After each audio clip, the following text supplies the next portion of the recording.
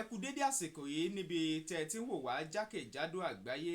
Olúwatóbilọ́ba Fásùgbà ló kọ mi. Bẹ́mbẹ́yẹ́kẹ lẹ̀ ń pè mí. Lónìí ẹ tún wò ó lóní Bẹ́mbẹ́yẹ́kẹ. àfìbà fọlọ́run ọba dẹ́dà ṣẹ̀dá, ọba adániwáyé adániwáyé adániwáyege, ọba ọ̀rẹ́ nìrẹ́ ní tirẹ̀ mẹ̀kúnnù lẹ́kún, ọ̀nà nìnáni tí na jàǹdùkú ṣìnà lé wọn. Tọ́ kábíyèsí olódùmarè. Ní dédé àsìkò yìí mo ní ìránṣẹ́ Ọlọ́run pẹ̀lú mi, Revd Yomi Adeyemi. Ṣùgbọ́n màá wá fẹ́ kí wọ́n bá wa dárúkọ wọn lónìsàn lórí ètò yìí. Wọ́n á sì kí gbogbo ẹ̀yin tẹ̀ ń wò wọ́n jákèjádò àgbáyé. Mo kí yín, ẹ bá wa káwọn tó ń wò yín. Ẹ kú ìrọ̀lẹ́ ní ibi tí ìrọ̀lẹ́ tó ti ń kí wa. A kú alẹ́ níbi tó jẹ́ pé alẹ́ ni wọ́n ń kí wa níbẹ̀, àti ẹ kú àárọ̀ níbi tó jẹ́ pé òwúrọ̀ ni àkókò ìjẹun wa. Inú mi dùn gidigidi. Orúkọ tèmi ni Revd Yomi Adeyemi of Christ Foundation Ministries Nigeria and United Kingdom, and we have some satellite churches also in Kenya, Pakistan, and also in India. Inú mi dùn gan gidigidi láti wà lórí ètò ní àkókò yìí. Tọ́ ẹ ṣeun. Lóòótọ́ èmi tìkára mi mo ti wò yín rí lórí amóhùnmáwòrán, lórí tẹlifíṣàn. Mo ti rí interview tí wọ́n ti grant yín rí. Ṣùgbọ́n pẹ̀lú gbogbo eléyìí gẹ́gẹ́ bí ìránṣẹ́ Ọlọ́run, mo ń fojú ṣàkúnwò irú iṣẹ́ ìránṣẹ́ tẹ́ gbé dání. Ṣùgbọ́n Yorùbá ló ní ẹnu onípọ̀n láti gbọ́ pọ̀n, ẹnu ọlọ́fà láti gbọ́ mutá. Irú iṣẹ́ ìránṣẹ́ wo gan lọ́lọ́run gbélé yín lọ́wọ́ tí ẹ̀ ń ṣe? Ẹ ṣé olóòtú. Iṣẹ́ ìránṣẹ́ tí Ọlọ́run gbélé wa lọ́wọ́, ó jẹ́ iṣẹ́ ìránṣẹ́ tí a fi rán wa sí gbogbo ọ̀pọ̀lọpọ̀ àwọn ènìyàn.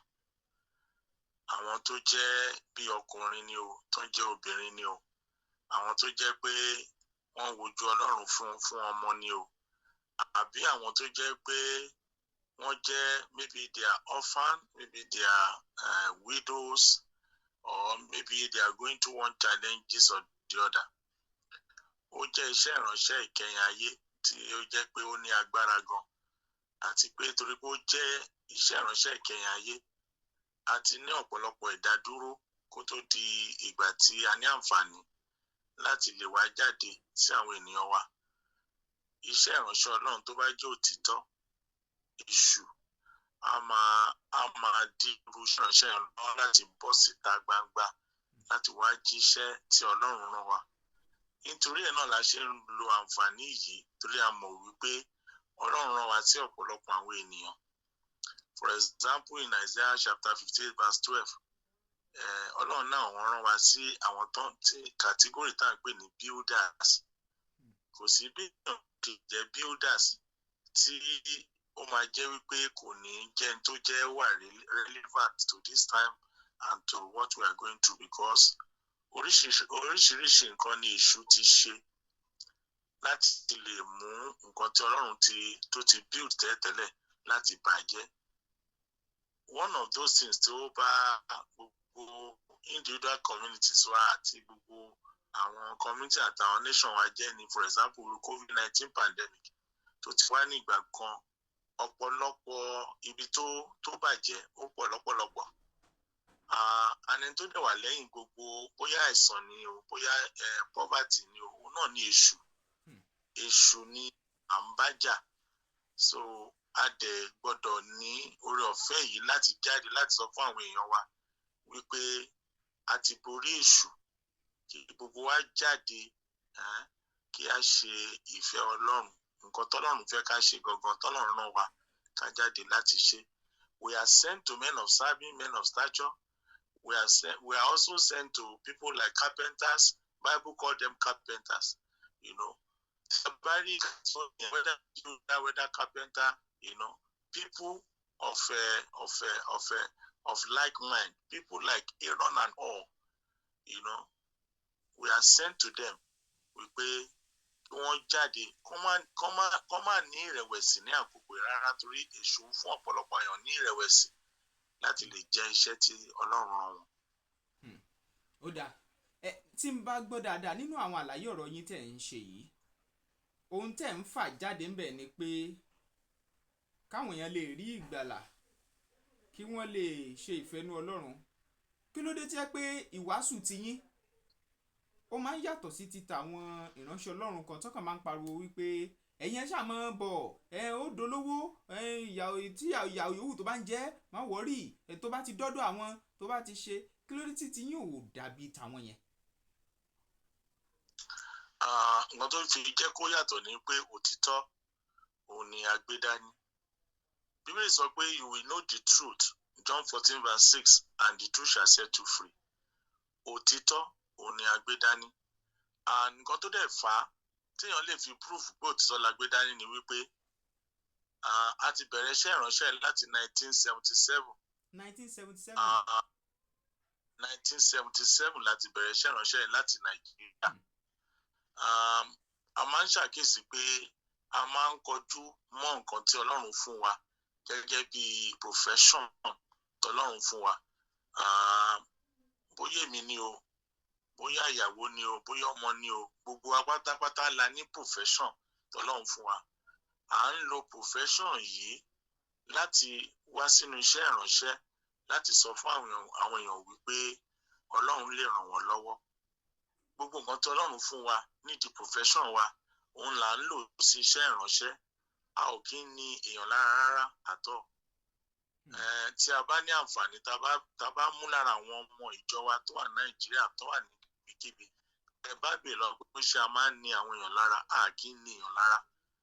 Nípa pé o fẹ́ tithe ni o fẹ́ dá offering ni o, àwa la tún máa mú nǹkan tí Ọlọ́run fún wa láti fi ran àwọn ènìyàn lọ́wọ́. Ó dáa, kí ló wá fà á? Ṣé ẹ̀yin ò kí ń nílò owó ni nínú ìjọ tí ẹ kì í fi mú kókókó máwọn ọmọ ìjọ? Bí Ọlọ́run ṣe rán wa ni.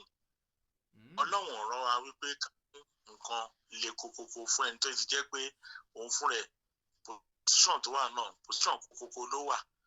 Position àìní, àìríjẹ, àìrímu, àìríná, àìrílò, ká tó wá mú kókókó fún èèyàn bẹ́ẹ̀. Irú èèyàn bẹ́ẹ̀ ò ní àǹfààní láti lè dúró sí inú ìjọ. Ó dáa, ìyẹn bẹ́ẹ̀.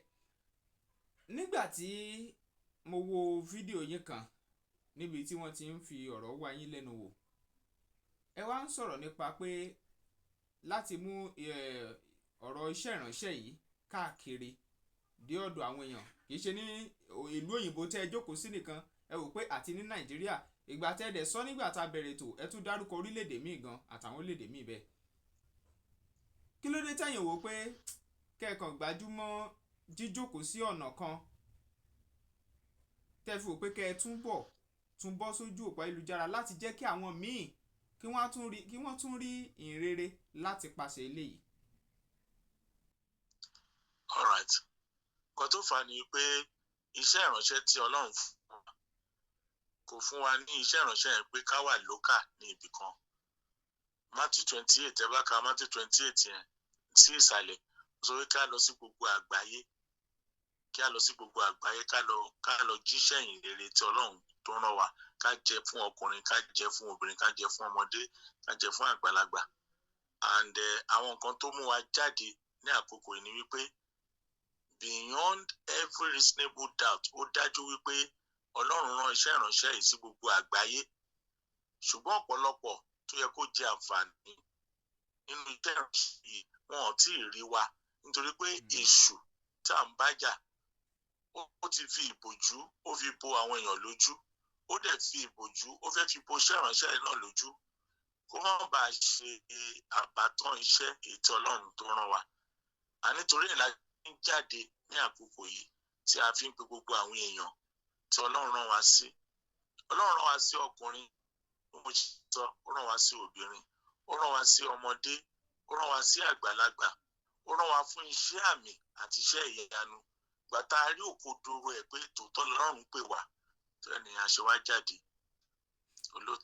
dà ẹ ṣeun mo wá fẹ́ béèrè pé nígbà tẹ́ dárúkọ yín reverend lẹ lò ẹ lò wòlíì ẹ lò àwọn orúkọ míì tó jẹ́ orúkọ oyè míì reverend lẹ́yìn lò ọ̀pọ̀lọpọ̀ sèré bẹ́ẹ̀ bá béèrè lọ́wọ́ eléyìí wòlíì ló máa pe rẹ̀ tọ̀hún wòlíì eléyìí wòlíì kí ló dé tẹ̀yin ò pera yín ní wòlíì tó jẹ́ reverend lẹ́yìn jẹ́. Bíbélì sọ pé many are called but only few are chosen. Tí a bá mọ ìtumọ̀ wípé many are called and only few are chosen. Àwọn tó jẹ́ few yẹn gangan wọn kì í pariwo ara wọn. You don't need to shout because ìpè yẹn gangan tọ́lọ́run pè èèyàn sí pẹ̀lú iṣẹ́ àmì pẹ̀lú iṣẹ́ ìyanu ló máa fi èèyàn hàn. Ṣùgbọ́n ìgbà tí wọ́n bá ń pariwo tó kàn ń pariwo síbi tó ń pariwo sọ́hùn ìyẹn kì í ṣe ẹ̀ ni ó ṣe pàtàkì. Tẹ́ bá wo bàbá Adébóyè náà ṣe mọ̀ he's just a pastor Adébóyè náà ni ó ń jẹ́ kò jù bẹ́ẹ̀ náà lọ. Pastor W Ekunyi náà pastor náà ni wọ́n jẹ́ wọn jù bẹ́ẹ̀ lọ. Although àwọn position tó náà ń pè wá sí wípé iṣẹ́ wòlíì prophet iṣẹ́ tọ́lọ́run ń pè wá sí ṣùgbọ́n a ò ní láti máa pariwo ẹ̀ káàkiri. Iṣẹ́ náà ń ṣe òun ló máa fi èèyàn hàn. The Bible was talking in Isaiah chapter 8 verse 18 say I and the children that the Lord has given unto me we are for signs and wonders. Àwọn iṣẹ́ àmì ẹ̀dẹ̀ ń ṣẹlẹ̀ láti Nàìjíríà tó yẹ pé arákùnrin kan wọ́n kàn gbé wá ní ìwé àkọ́kọ́ tí mo kọ́kọ́ kọ I have written a lot of books ṣùgbọ́n mi ò mọ̀ bóyá mo ní àǹfààní láti ní ìwé yẹn níbí. Ẹ láǹfààní. Ìwé àkọ́kọ́ tí mo kọ́kọ́ kọ ìwé yẹn wọ́n ń pè ní Cure for all incurables. Cure for all incurables. Tó bá ní àǹfààní ká lọ wò dáadáa. Wọ́n gbọ́ ọmọ yẹn wá láti sábẹ́lẹ̀. Ṣé ló yẹn rù báyìí ó rù ní tó dàbí wípé ìgbálẹ̀. Àwọn òbí lose hope pé bóyá pé ọmọ yẹn ó lè sọ. Ṣùgbọ́n a gbàdúrà fún ọmọ náà. Ọmọ yẹn bá ṣe ń sọ lọ́wọ́lọ́wọ́ báyìí ó ìwà láàyè. Arábìnrin kan náà tún wá náà nígbà tí a wà tá a dé sí United Kingdom tó ẹgbẹ́ oríṣiríṣi fibroid náà sọ pé ó ní pé kò ní lè bímọ. Ó ti lọ káàkiri lọ sí ilé ìwòsàn. Wọ́n ní fibroid tó wà ní ẹ̀ ó tó bí ọ̀nà 4 pé kò ní lè bímọ. Àgbàdúrà náà fún àgbàdúrà lay hands on that woman ó ti bí ọmọ 4. So iṣẹ́ àmì àti iṣẹ́ ìyanu ó ń ti iṣẹ́ ìránṣẹ́ ìlẹ́yìn àwọn nǹkan tó lè polongo àwọn èèyàn tó lè polongo èèyàn ní ẹ̀kí ṣègbà tí wọ́n bá gbóhùn jẹ́ double prophet àbóhùn jẹ́ triple prophet tàbí nǹkan bẹ́ẹ̀. Nínú àlàyé ọ̀rọ̀ yín nínú àwọn iṣẹ́ ìyanu tí Ọlọ́run ti gbọ́wọ́ yín ṣe yẹn tí ẹ sì ṣàlàyé ẹ ní bí kẹ́ gbàdúrà ẹ̀yin wò pé bóyá kẹ́ po nǹkan kankan pọ̀ kẹ́ gbé fún àwọn èèyàn pé kí wọ́n lọ lò ó ṣé ẹ̀yin ò kí ń ṣèyẹn ni.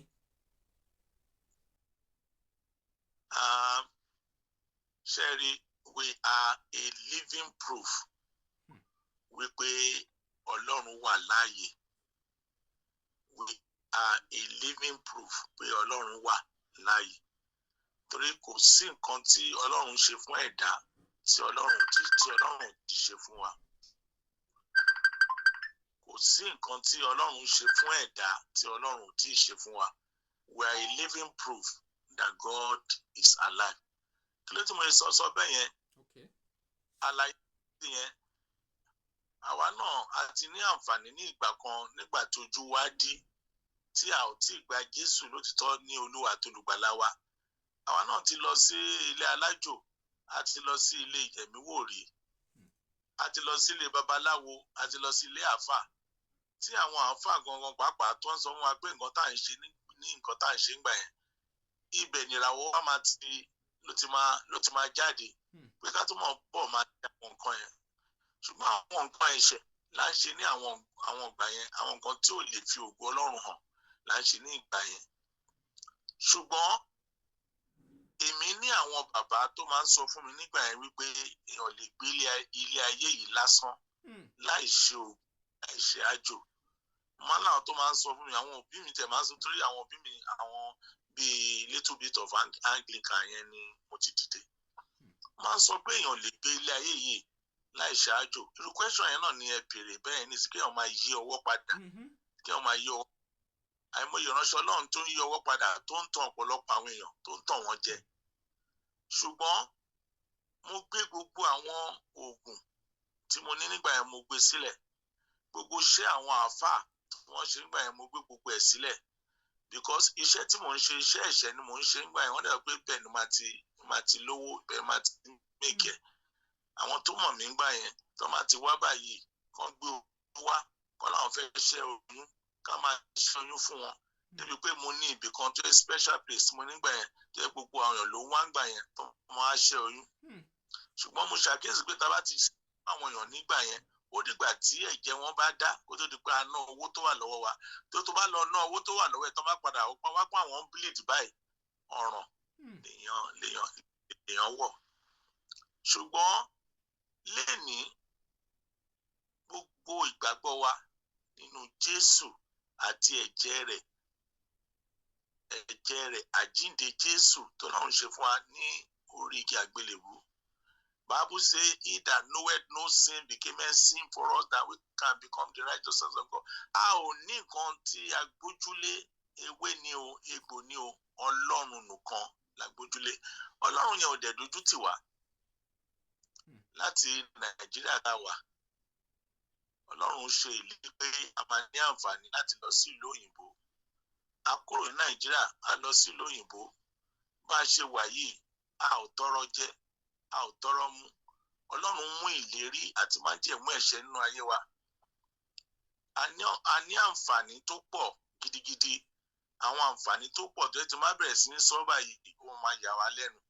Débi wípé a ní àǹfààní, Olúwa fún wa ní àǹfààní gidigidi láti dá ilé-iṣẹ́ sílẹ̀ tó ń ṣe ilé-iṣẹ́ kan àbí ilé-iṣẹ́ kejì. A ní àǹfààní láti ní iṣẹ́ ìránṣẹ́ náà níbi tí a wà nílùú òyìnbó. Olúwa tún fún wa ní àǹfààní láti rọ ọ̀fẹ́ láti máa, tí èèyàn bá fẹ́ wá láti Nàìjíríà ní United Kingdom, Olúwa fún wa ní àǹfààní láti gbé èèyàn láti Nàìjíríà láti gbé wọn wá sí ìlú òyìnbó.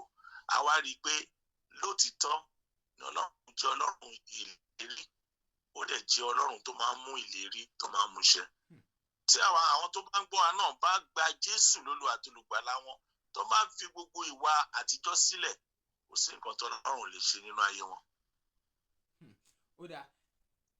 Gbogbo ọ̀rọ̀ àtijọ́ dàtí ẹ̀ ń sọ náà, gbogbo wà ní Galatians chapter 5:9, àwọn ìwà àtijọ́, Galatians chapter 5:19, bóyá fornication, adultery, backbiting, lasciviousness, wọ́n ní iṣẹ́ ara, ó fi ara hàn. Opposite iṣẹ́ ara ni kéèyàn lọ sí inú iṣẹ́ ẹ̀mí. Inú iṣẹ́ ara lèmi ti dìde. Tọ́lọ́run dẹ̀ ràn mí lọ́wọ́, mo fi gbogbo iṣẹ́ ara sílẹ̀ tí mo wá ń ṣiṣẹ́ ẹ̀mí lénìí. Ó dà, ẹ jẹ́ ká lọ sínú àsọtẹ́lẹ̀. Ọ̀pọ̀lọpọ̀ àwọn wòlíì tàbí tí wọ́n pera wọn ní ìránṣẹ́ Ọlọ́run, wọ́n nígbàgbọ́ pé dandan lèèyàn gbọ́dọ̀ máa sọ àsọtẹ́lẹ̀. Èèyàn gbọ́dọ̀ máa ríran síyàn pé wò ó lágbájá, ẹ̀bà ló jẹ lánàá, gàrí ló mu lónìí, ọ̀gẹ̀dẹ̀ ló máa jẹ lọ́la. Bọ́dẹ̀ ṣe ń sọ tó, tẹlòmíì wà tó jẹ́ pé nínú nǹkan bíi 10 tó bá sọ, ó lè jẹ́ bíi 5 tàbí 6 ní ó wá sí ìmúṣẹ, bíi 4 òfo ni. Irú àwọn yẹn náà ṣé Ọlọ́run ló pè wọ́n? Ẹ ṣé olóòtú. Ṣé ẹ rí iṣẹ́ ká máa sọ àsọtẹ́lẹ̀? Bíbélì ó ti sọ fún wa wípé iṣẹ́ àsọtẹ́lẹ̀ fún ìwọ̀nba ìgbà ni. Ìwọ̀nba ìgbà ní iṣẹ́ àsọtẹ́lẹ̀.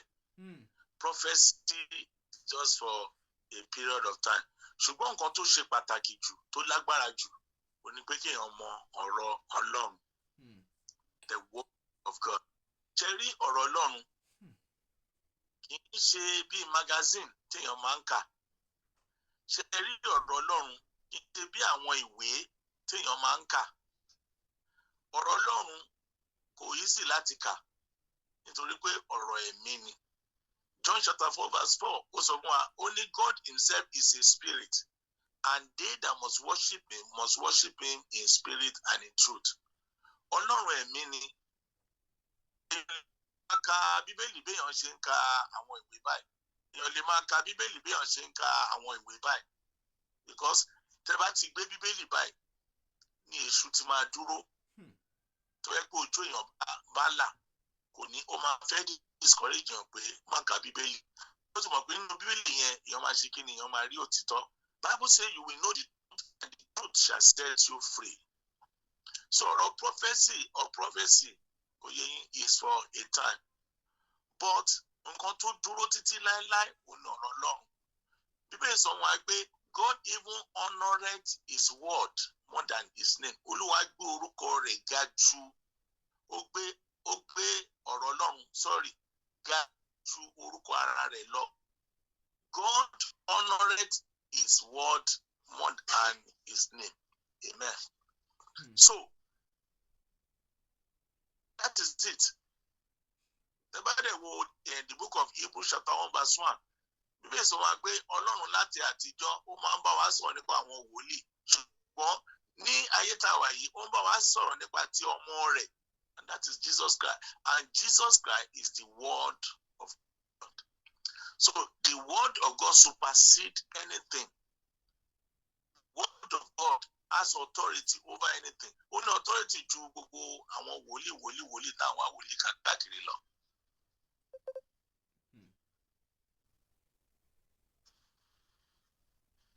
ṣé ẹ ṣe wà mẹ́ẹ̀? Mo ń gbọ́.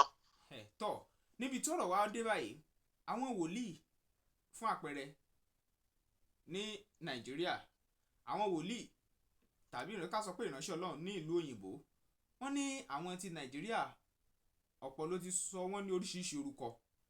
Wọ́n nítorí pé ẹ̀yin wà ní òkè òkun, wọ́n lọ́kàn balẹ̀ ló jẹ́ kẹ́ má máa lé owó bíi tàwọn míì ní lẹ́ńbí. Ẹ gbọ́.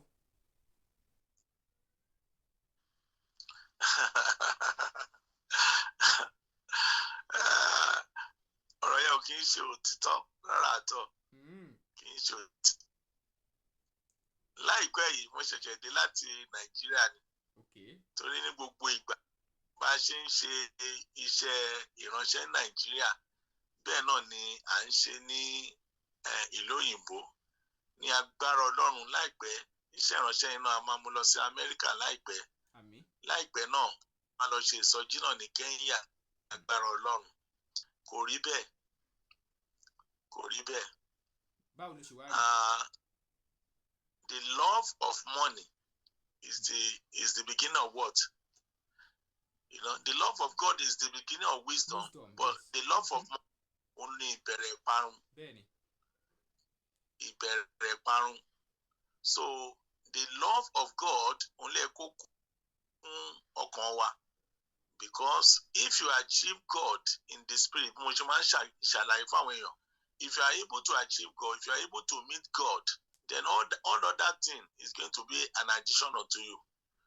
Bíbélì sọ wá pé ká kọ́kọ́ wá ìjọba Ọlọ́run àti òdodo rẹ̀, ó ní gbogbo àwọn nǹkan tó kù, ó ní àfikún ni àwọn máa fi kún fún wa. So ọ̀pọ̀lọpọ̀ àwọn wòlíì tí à ń rí, tí a dẹ̀ ń gbọ́ ní Nàìjíríà, nǹkan tó ń tojú bọ̀, nǹkan tó ń lé ní ọ̀pọ̀lọpọ̀, nǹkan tó yẹ kó jẹ́ secondary ni wọ́n kọ́kọ́ ń lé. Wọn ò wá ìjọba Ọlọ́run àti òdodo rẹ̀. Gbogbo àwọn news àti ẹ̀ ń gbọ́ tó ń ṣẹlẹ̀ ní Nàìjíríà kò mú inú àwa tá a wà nílùú òyìnbó, kò mú inú wa dùn rárá. Ṣé ti àwọn tó jẹ́ pé wọ́n lọ sí iléèwé gẹ́gẹ́ bí ọmọ iléèwé, wọ́n lọ gbé wọn lójijì, tó gbé wọn lọ sínú igbó, tó lọ mú lẹ́sìn fújọ́ wọn ní ká sọ. Ṣé ọ̀pọ̀lọpọ̀ wòlíì tó yẹ pé wọ́n bá ẹran ara èèyàn nínú ilé ẹ̀, ṣé ẹni ká sọ? So àwọn nǹkan báyìí ò ṣẹlẹ̀ nílùú òyìnbó, torí pé tó bá ti wà nílùú òyìnbó tó jẹ́ ìránṣẹ́ Ọlọ́run, there is no way tí ò ní mú ọwọ́ ẹ̀ lé iṣẹ́ kan tó ń ṣe. Wọn kò sí shortcut. You are a minister of God, wà ó gbọ́dọ̀ ní nǹkan tó dáwọ́lé tó ń ṣe. Tó bá sí nǹkan tó dáwọ́lé tó ń ṣe, ò ní lè san gbogbo àwọn bills tó yẹ kó san náà. Ò ní lè sanwó iná, ò ní lè sanwó heater, and you have to be responsible for all those things tó wọ́n máa sanwó yẹn.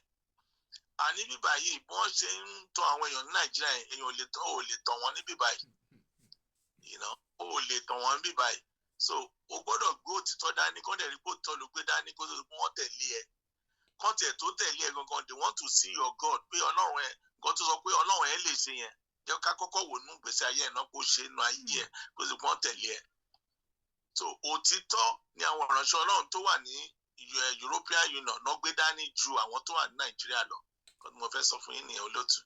ṣé n tẹ́ wá ń sọ báyìí ni wípé béèyàn bá pèrè níránṣẹ́ Ọlọ́run ó gbọ́dọ̀ ní iṣẹ́ míì lẹ́gbẹ̀ẹ́ tó ń ṣe tó ń fún lóúnjẹ kó má bàa máa da bùkátà sórí àwọn ọmọ ìjọ ni.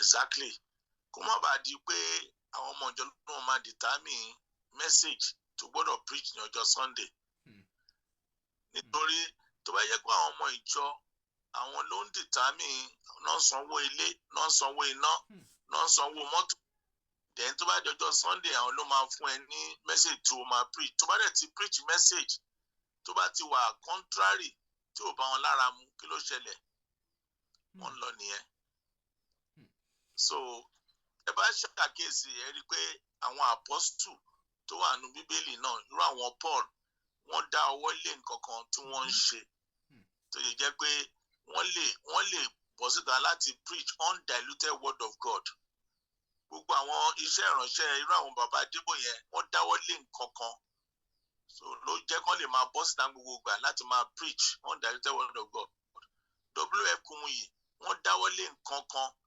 because tí wọ́n bá ti dáwọ́ lé nǹkan kan ó di pé kẹ́ máa bẹ lágbájá kẹ́ máa bẹ làkàṣègbè èmi fẹ́ sọ fún yín ní ìgbà kan mo forúkọ ọbọ ẹni ẹ láṣìírí wọ́n jẹ́ lára àwọn èèyàn kan tó jẹ́ pé because nílò òyìnbó bíbá gbọ́dọ̀ ní board of directors so board of trustees board of trustees so ìkànnì wọn kàn wá ó ní mo fẹ́ gbà yín nímọ̀ràn ní o pé ẹ wò tí ẹ bá fẹ́ kí iṣẹ́ ìránṣẹ́ yín kó kún dáadáa kí àwọn èèyàn pọ̀ níbẹ̀ ó ní màá fẹ́ kẹ́ máa ṣiṣẹ́ àmì àti iṣẹ́ ìyanu kẹ́ máa ṣe signs and wonders ó ní then the second tó ń fẹ́ advice ni pé bẹ́ẹ̀ ṣe ń wàásù gbogbo gbà tẹ́ ẹ mention ẹ̀ṣẹ̀ tí ẹ bá ti mention ẹ̀ṣẹ̀ rárá nínú àwọn pìtì yín ṣọ́ọ̀ṣì yín máa kún ni ó máa kún sí ẹnu ọ̀nà so tí mo bá ti gba advice yẹn gbà yẹn so olùgbà tí kò nínú the will of God for one's life ṣùgbọ́n ìdí òtítọ́ òun ni àwa dúró lé nǹkan tí Bíbélì sọ òun ni àwa ń wàásù a dẹ̀ jẹ́ ìjọ tó farabalẹ̀ wá ìlérí àti májẹ̀mú náà láti wá sí ìmúṣẹ inú ayé wa we are a church that has been running purpose and destiny and Ọlọ́run fi hàn ní àkókò yìí pé the purpose and the destiny of our church has come to pass. tó mi ò ṣẹ̀ṣẹ̀ máa ṣe ìfọ̀rọ̀wánilẹ́nuwò fáwọn ìránṣẹ́ Ọlọ́run àtàwọn tí wọ́n láwọn jẹ́ ìránṣẹ́ Ọlọ́run ohun tí mo ṣàkíyèsí ni pé ọ̀pọ̀lọpọ̀ àwọn tí wọ́n ní àwọn jẹ́ ìránṣẹ́ Ọlọ́run tá a bá ń fọ̀rọ̀ wá wọn lẹ́nu wò wọn ò kí ń lè kóòtì ẹsẹ̀ báíbù kan lọ́pọ̀ ìgbà ṣùgbọ́n látàárọ̀ bẹ́ẹ̀ ṣe ń sọ̀rọ̀ lọ ẹ kóòtì ẹsẹ̀ báíbù díẹ̀ tẹ bá tún sọ̀rọ̀ báyìí ẹ tún fi ẹsẹ̀ báíbù kún ẹ tún sọ kí ni àṣírí tó wà ńbẹ̀. kò sí àṣírí kankan ju wípé nǹkan tí èèyàn tó bá jẹ́ foundation èèyàn òun náà ni èèyàn máa gbára lé ìjọ ọ̀dọ́ wa Christ Foundation lórúkọ ìjọ wa so inú Bíbélì dẹ̀ ni a ti mú Christ Foundation ní 1 Corinthians chapter 3 from verse 11 ó sọ wá pé there is no other foundation that any man can lay than that which is laid, which is Jesus Christ. Ó wá ní kó olúkálùkù kó ṣọ́ra bó ṣe tún wá lé foundation Jésù yẹn ó ní ká ṣọ́ra gbìyànjú tún ṣe ń lé foundation mọ́ foundation Jésù yẹn ó ní there is no other foundation that any man can lay than that which is Jesus Christ. So aláti máa béèrè lọ́wọ́ àwọn èèyàn lénìí ẹlòmíì ó lè sọ pé òun ní 30 churches ó lè lóun jẹ́ prophet òun ní 40 churches but lórí ìpìlẹ̀ wo ni ó kọ́ ìjọ yẹn ló kọ́ lé on what kind of foundation ni ó lè nǹkan yẹn lé. Mo ti rí èèyàn kan tó jẹ́ ìránṣẹ́ Ọlọ́run, tí wọ́n sọ fún wípé àwọn fẹ́ fún ní ọṣẹ kan kó lọ fi lọ wẹ̀. After tó fi ṣe dúdú ìgbẹ́ ló bẹ̀rẹ̀ sí ní bá rẹ̀ ní oríṣiríṣi nǹkan ní òru tí wọ́n mú lọ sí ibì kan. Tí wọ́n wá sọ fún wípé there are different kinds of sacrifices tí wọ́n lè ṣe nínú ìjọ tó máa mú ìjọ kún. Pé ṣùgbọ́n the best sacrifice tí wọ́n lè ṣe nínú ìjọ tó máa mú ìjọ kún ni pé kéèyàn máa fi àwọn èèyàn kó fi wọ́n máa ṣe sacrifice. There are so many churches tó yẹ pé àwọn ọmọ ìjọ wọn ni wọ́n fi ń ṣe sacrifice. Ẹlòmíì wà iṣẹ́ ìránṣẹ́ ọmọ ló fi ń ṣe sacrifice. Ẹlòmíì ìyàwó ló fi ń ṣe sacrifice. Ẹlòmíì màmẹ́ ló máa fi ṣe sacrifice. Ẹlòmíì nǹkan ara ẹ̀ ló máa fi ṣe sacrifice. Òun ló máa lé as a foundation. Ẹ máa rí church a máa bẹ̀rẹ̀ sí ní bú jáde, á bẹ̀rẹ̀ sí ní bú rẹ̀kẹ́, inú gbogbo èèyàn máa dùn. Whereas what is the foundation? Kí ni wọ́n lè foundation yẹn lé lórí? And àwọn ẹlòmíì nǹkan tó ṣe ń ṣe bẹ́ẹ̀ ni pé they want to have money, want to have it. Ọ̀pọ̀lọpọ̀ àwọn tó pera oníṣẹ́ ìránṣẹ́ àbí nǹkan bẹ́ẹ̀ wọn ò ní profession, wọn ò ní nǹkan kan tí wọ́n lè gbójúlé. Because of that, they have to be running after people, running after money. So àwọn nǹkan tí àdẹ̀rí tó ń ṣẹlẹ̀ tó ń da ayé rú, tó ń da Nàìjíríà rú, tó ń da gbogbo bí rú, òun ni àwọn nǹkan tá à ń sọ yìí. But by the grace of God, for myself, I am a professional. I have a work that I'm doing. And àwọn iṣẹ́ yẹn kò dojú tì wá. My wife is also a professional. She's got a job she's doing. We continue to do what we can do and be putting what we have into the work of the Lord, helping people, telling them the truth that òtítọ́ ọ̀rọ̀ Ọlọ́run yìí òun ló dára jù. Ìbéèrè kan wà tí mo fẹ́ béèrè. Ìbéèrè yẹn mo mọ̀ pé ẹ kì í fẹ́ láti sọ jáde pé kó má dàbí ṣe kárí mi. Ẹ ti ní àwọn ìrànlọ́wọ́ tẹ́ ti ṣe fáwọn èèyàn látara iṣẹ́ ìránṣẹ́ yìí. Àwọn bí ìrànlọ́wọ́ àtọwọ́wá téèyàn ti ṣe fáwọn èèyàn. Ṣé lè sọ díẹ̀ fáwọn èèyàn tọ́lọ́run ti lò yín fún?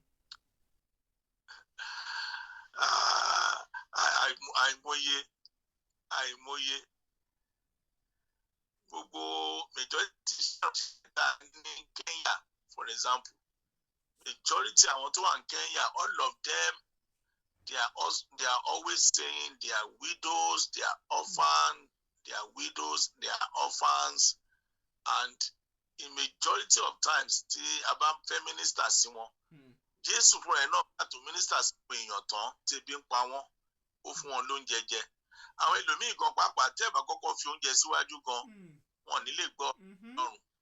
So àìmọye àwọn tó tẹ̀ dúró fún wa ní Kenya, tó dúró fún wa ní Kenya as our representative, some of them, they need to feed this kind of people before they can listen to what the word of God is going to tell them. So we minister to them. Nigeria náà, ìgbà míì tá a bá ń bọ̀, anytime tá a bá fẹ́ ṣe program tó bá jẹ́ ìsọjí, any ìsọjí wa, we always like invite widows, invite the orphans, invite those people that are less privileged. Tó bá dẹ̀ wá, we minister to them. Nígbà míì, ó lè jẹ́ pé a máa ra rice. Tá bá dẹ̀ ra àpò rice yẹn, a rọra pín sínú nylon bag fún àwọn èèyàn ní ìwọ̀nba tí Ọlọ́run bá fún wa ní àǹfààní àfi fún wọn.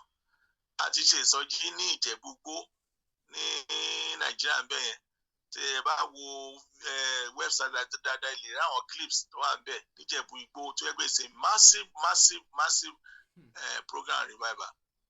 Tó yẹ pé lágbára Ọlọ́run kan tọ́lọ́run bá ti fún wa, we minister to this kind of people, encourage them and tell them that there's hope in Jesus Christ. Àìmọye àwọn ẹlòmíì kan tá àti ẹ mọ̀, wọ́n kàn máa ṣàdédé pè wá ní pé àwọn jẹ́ widow, àwọn fẹ́ ìrànlọ́wọ́, àwọn fẹ́ nǹkan kan, a máa tún minister sí wọn náà bí Ọlọ́run bá ṣe fún wa ní agbára.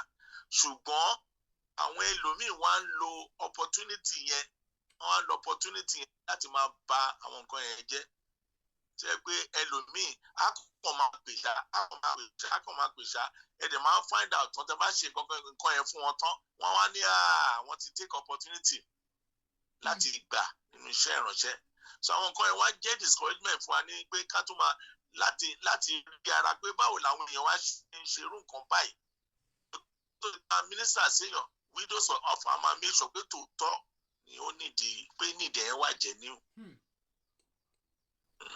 ọ̀dà ẹ ṣe ṣẹ́wárí ní kúkúrú mo wá fẹ́ béèrè àwọn ìbéèrè kan báyìí àwọn ibi tí ilé ìjọsìn wà ní Nàìjíríà torí jákèjádò àgbáyé ni wọ́n ti ń wò yìí ara àwọn èèyàn ní Nàìjíríà tí wọ́n ń wò yìí náà lásìkò táwa yìí àwọn bo ní ilé ìjọsìn wà ní Nàìjíríà àwọn bo ló wà ní Kenya ibo dẹ̀ ló wà ní òkè òkun náà ní UK ẹ jẹ́ kí àwọn èèyàn mọ̀ torí ó ṣeéṣe kárí àwọn èèyàn tí ọ̀rọ̀ yìí ti wọ̀ lọ́kàn tán sì fẹ́ darapọ̀.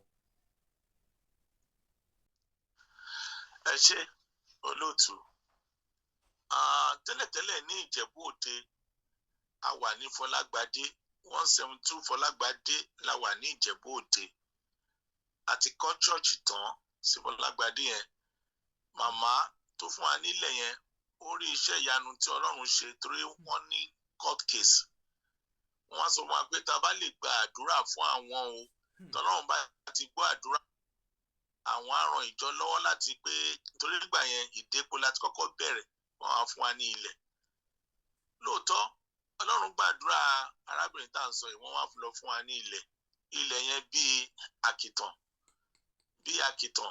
bíi ìgò bíi igbó gbogbo bẹ̀yẹn àwọn tó máa ń mu gbó ló máa ń wà ń bẹ̀ wọ́n sì ń tún Fọlágbadé yẹn aṣá àṣán gbogbo bẹ̀yẹn ṣá àṣán tí ìjọ tó bẹ̀rẹ̀ ní ibẹ̀ so ìgbà tí ìjọ wa bẹ̀rẹ̀ níbẹ̀ tọ́lọ́run ti ràn wá lọ́wọ́ tán tá a ti kọ́ church tó yẹ pé glass window ẹ̀ báyìí glass window ni ceiling ẹ̀ náà gbogbo ẹ̀ ti pé gbogbo ilẹ̀ ti pé tí wọ́n wá sọ Fọlágbadé yẹn wọ́n wá sọ di bank road tẹ́ bá ṣàkíyèsí bank ló pọ̀ jù ní Fọlágbadé yẹn wọ́n wá sọ pé òun máa gba ilẹ̀ òun padà òun ò fún wa mọ́ kí láti tó máa ṣe tí ó lóun ò fún wa mọ́ kò sí ẹ̀bẹ̀ tí a ò bí arábìnrin yìí ó lóun ò fún wa mọ́ òun so a kó angara wa kúrò ní 172 Fọlágbadé bíi pé ìjọ yẹn bíi pé ó máa pàdé ni bọ̀ bíbí èso wa pé ó ní ló kọ́ ìjọ mi ó ní ọ̀run àpáàdì kí ó lágbára lórí ẹ̀ I will build my church and the gates of hell shall never prevail so bá wa ṣe lọ bá ṣe ní ilẹ̀ tí àwa tá a ní tó wà ní Ìrẹ̀wọ̀n nígbà yẹn so àwa kó church lọ sí Ìrẹ̀wọ̀n so Ìrẹ̀wọ̀n Ìdí Àgùnṣẹ̀ wọ́n ń pè bẹ̀yẹn ní Ìrẹ̀wọ̀n ibẹ̀ ni church wa wà ní Nàìjíríà. ní United Kingdom church wa ó wà ní 25 Prosperous Street 25 Prosperous Street Nottingham NG7 5QE NG7 5QE 25 Prosperous Street but àwọn churches wa tó wà ní Kenya they are only satellite churches to where we have some individual pastors that are hosting those churches so ilé fún yín ní address yẹn ṣùgbọ́n bí àwọn interview bá ṣe ń lọ I will collect all those information that you needed in Kenya and then I will forward it to you. And now ní Pakistan náà àdẹ̀ní ní Pakistan and India. Ẹni ní Pakistan. But they are Pakistan and India they are satellite churches. Okay. Mo torí a gbọ́ onírúurú àwọn awuyewuye tó wáyé láìpẹ́ yìí ní Pakistan ìbéèrè ṣì ń bọ̀ lórí ẹ̀ níjọ́ mi nínú àwọn fídíò wa mi ni màá máa béèrè àwọn ìbéèrè kan lórí ẹ̀ ṣùgbọ́n ní báyìí nítorí àsìkò mo fẹ́ kí ẹ fi ọ̀rọ̀ àmọ̀ràn síta fún àwọn tí wọ́n pera wọn ní ìránṣẹ́ Ọlọ́run àti àwọn aráàlú láti mọ kí ni tó yẹ kán mọ̀ nípa Ọlọ́run olùgbàlà. Ẹ ṣé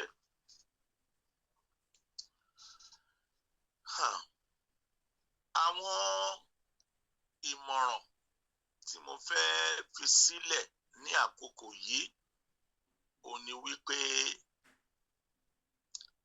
àwọn òbí wa àkọ́kọ́ àwọn náà ń pè ní Adam and Eve tí wọ́n wà nínú ọgbà Ídẹ́nì.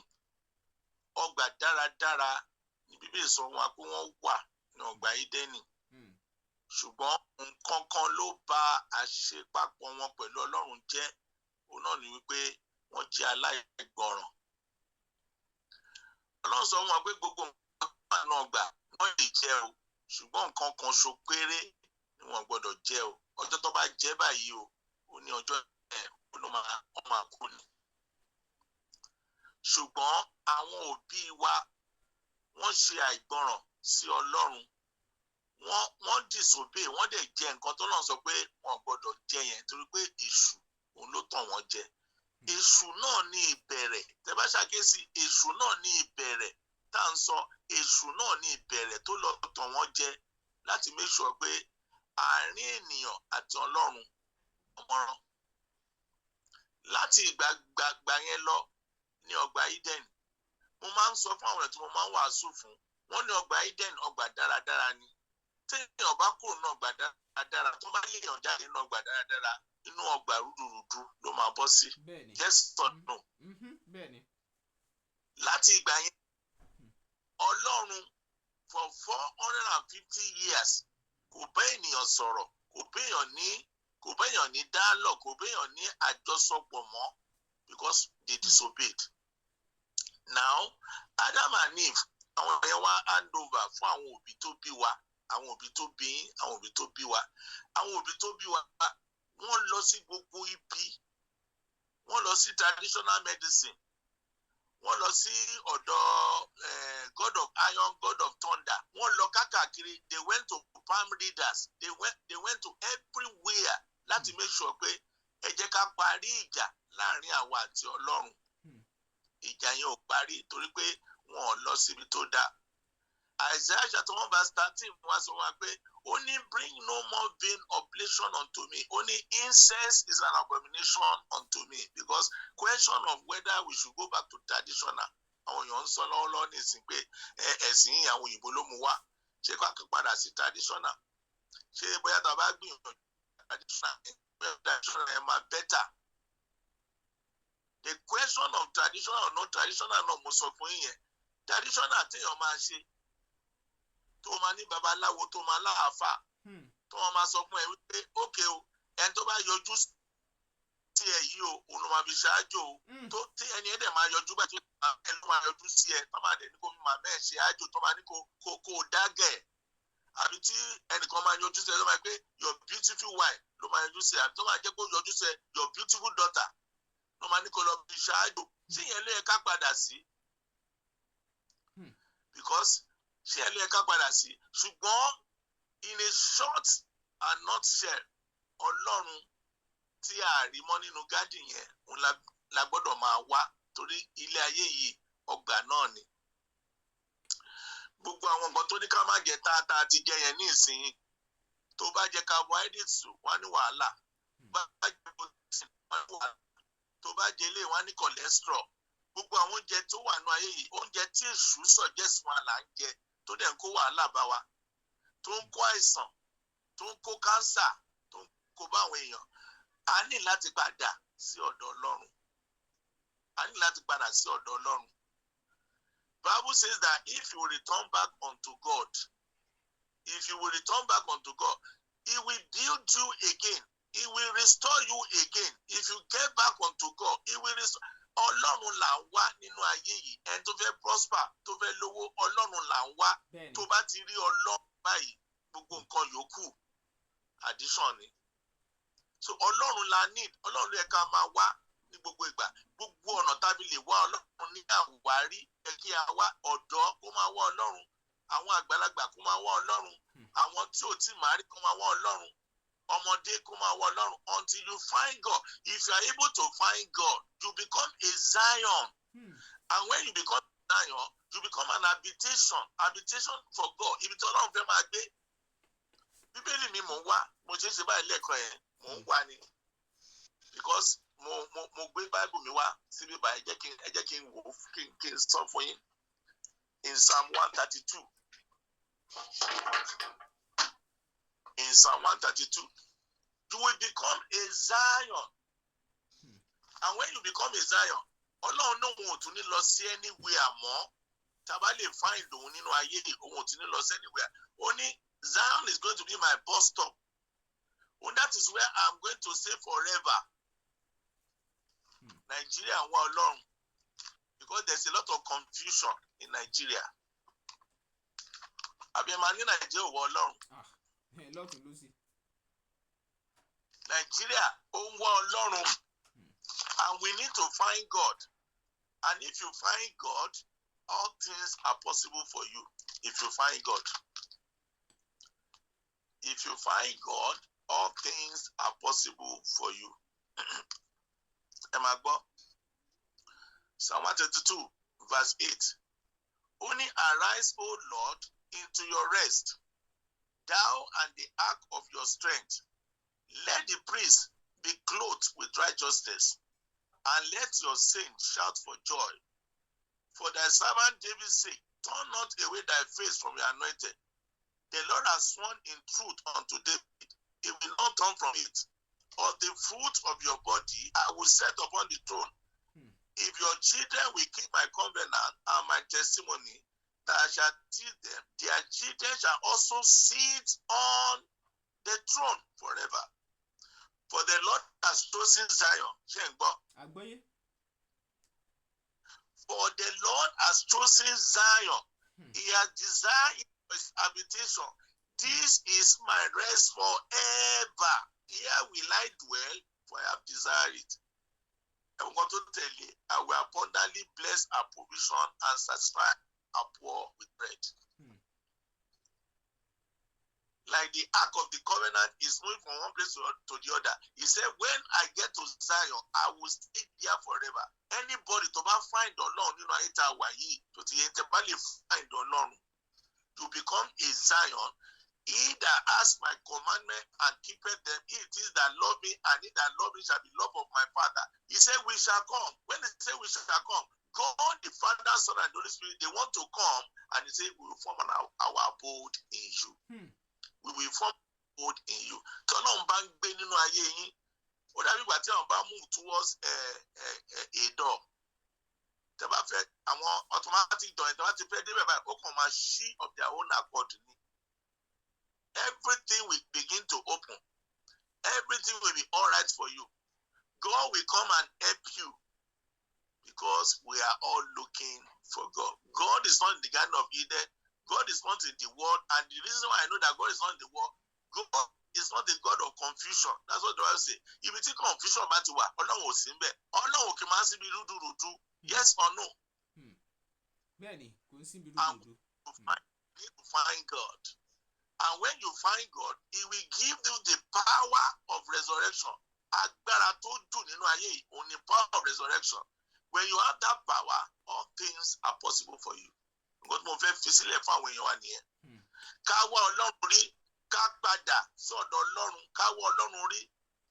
God is still saying, he's still alive in Zion, he's still powerful, he's still standing behind us like a mighty warrior. Ẹ ṣé olótù. Tọ́ ó dà ẹ ṣeun. Ó wá kù kínní kan. Ẹ bá wa fi nọ́mbà yín síta fáwọn èèyàn. Torí ọ̀pọ̀ máa tún ní ìbéèrè tí wọ́n fẹ́ béèrè. Ọ̀pọ̀ á fẹ́ kẹ́ gbàdúrà fáwọn. Ẹ̀rọ ìbánisọ̀rọ̀ yín tí wọ́n láǹfààní láti kọ sílẹ̀. Ẹ ṣé olótù. Tí ẹnikẹ́ni bá fẹ́ pe ìlú òyìnbó tí a wà, ó dà ìpọ́ máa ní 00944 00944. Lẹ́yìn kóòdù yẹn 7903 152 537. Ẹ tún pè. 0 yẹn ẹ̀ níbi 0 yẹn sí because 00944 7903 152 537. A máa fi sójú screen. bí wọ́n ṣe máa kọ́ gẹ́lẹ́ Alright. ó máa wà lójú screen níbẹ̀ bó ṣe ń wò. Alright. Ṣé wọ́n tún lè fi kàn sí WhatsApp torí ẹlòmíì wà ó lè má ní káàdì láti pè. WhatsApp number mi gangan nìyẹn. ó náà gangan ní ọ̀dà ẹ ṣé púpọ̀ ẹ bá wa dárúkọ yín lẹ́ẹ̀kan sí fáwọn èèyàn. Revd Yomi Adeyemi, Revd Yomi Adeyemi of Christ Foundation Ministries, Nottingham and then Nigeria, United Kingdom. Tọ́ ẹ ṣé púpọ̀ fún àwọn àlàyé ọ̀rọ̀ àti ìtànmọ́lẹ̀ sí àwọn ìbéèrè tá a ti ń béèrè látàárọ̀. Ẹ ṣé púpọ̀. United Olúwatóbilọ́ba Fásùgbà ló kọ mi. Mo kí gbogbo ẹ̀yin tẹ́ ń wò wá jákèjádò àgbáyé. Ọ̀rọ̀ rẹ o, ẹ jẹ́ àtúnjọ pàdé ní comment section. Ìyàwó ló kọ sẹ́yìn. Ṣé mọ̀ wípé ìlú gángan lọ̀rọ̀ lé ayé? Bó bá kọ wájú sẹ́nìkan, ẹ̀yìn ni ó kọ sọmọ ẹlòmíì. Ó dìgbà kan náà ká fèrè pàdé.